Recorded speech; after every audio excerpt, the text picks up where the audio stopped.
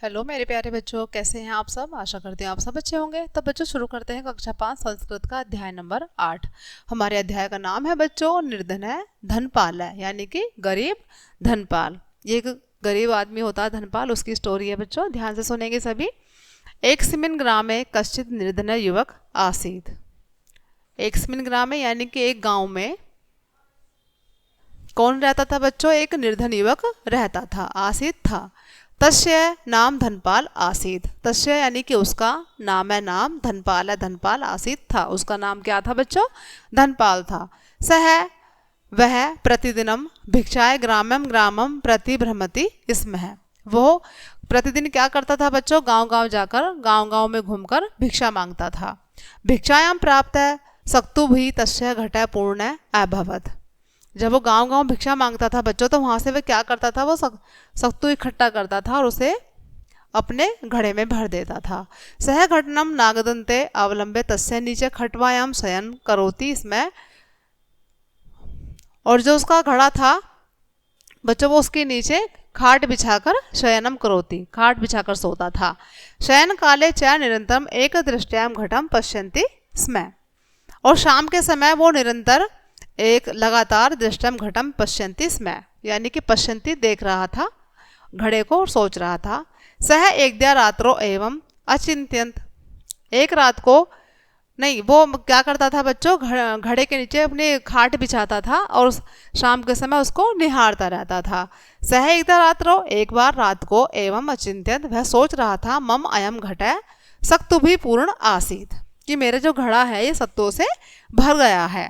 यदा दुर्भिक्षम भविष्यति तदा सक्तु विक्रयण प्रचुरम सशुभि अजानाम समूह मम समीपे भविष्यति।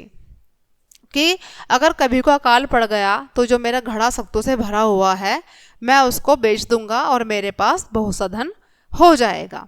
अजानाम विक्रयण गवाम महिषाणाम अश्वानम च क्रियम करिष्यामि तासाम शिशुभामि बहवः पशवः भविष्यन्ति।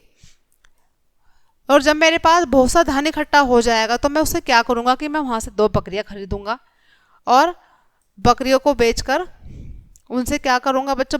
जो बकरियाँ होंगी वो बच्चे, उनसे बच्चे होंगे और मेरे पास एक रेवड़ इकट्ठा हो जाएगा। ठीक है। अजानाम समूह मम समूह पे भविष्यन्ति। मेरे पास क्या हो जाएगा कि जब मैं बकरियाँ खरीदूंगा उनके बच्चों का मेरे पास एक रेवड़ इकट्ठा हो जाएगा।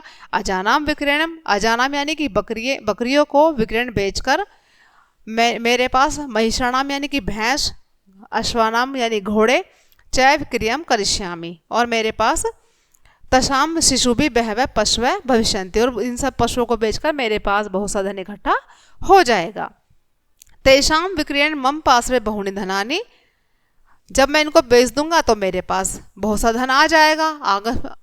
आगमिष्यन्ति धनेन विशालस्य भवनस्य निर्माणम करिष्यामि। जब मेरे पास बहुत सा धन इकट्ठा हो जाएगा, आ जाएगा, तो मैं एक बहुत बड़ा क्या बनाऊंगा बच्चों? भवन बनाऊंगा या घर बनाऊंगा बहुत बड़ा। तदा माम धनिकम मत्वा कोपी रूपति कन्याम महम प्रदाशति। और जब मैं एक धनवान व्यक्ति बन जाऊंगा तो कोई भी मुझे अपनी सुंदर सी कन्या का हाथ दे देगा। ठीक है। तथा मम पुत्र भविष्यति और भविष्य में फिर मेरा क्या होगा? मेरा पुत्र होगा।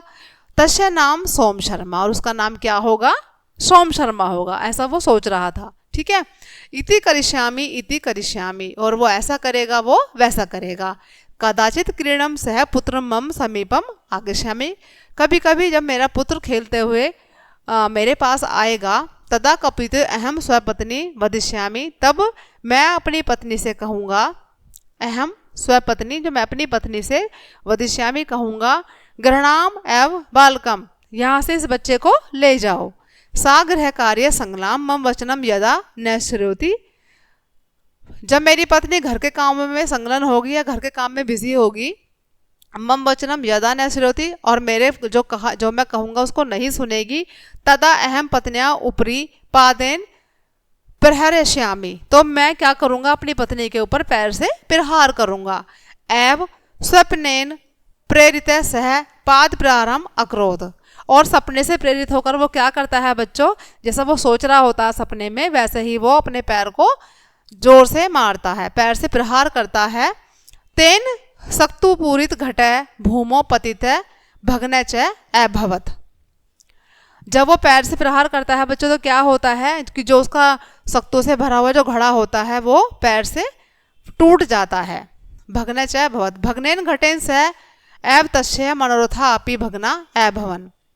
और जब उसका वो घड़ा जो फूट जाता है बच्चों, जो शक्तो होता है सारा वो नीचे बिखर जाता है जमीन पर, और जैसे ही उसका घड़ा फूटता है उसका सपन भी टूट जाता है। ठीक है, अतः उत्तम, इसलिए कहा गया है उद्मेव हिव सिद्ध्यंति, कि परिश्रम करने से ही सब कुछ होता है। ठीक है, कार्याणि न मनोरथ है, जो काम होता है वो सोचने से कुछ नहीं होता, काम करने से होता है।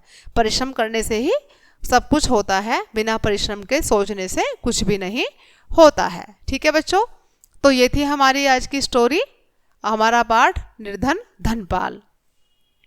आशा करती हूँ आपको ये चैप्टर समझ आया होगा। मिलते हैं बच्चों नेक्स्ट चैप्टर में, तब तक के लिए बाय बाय।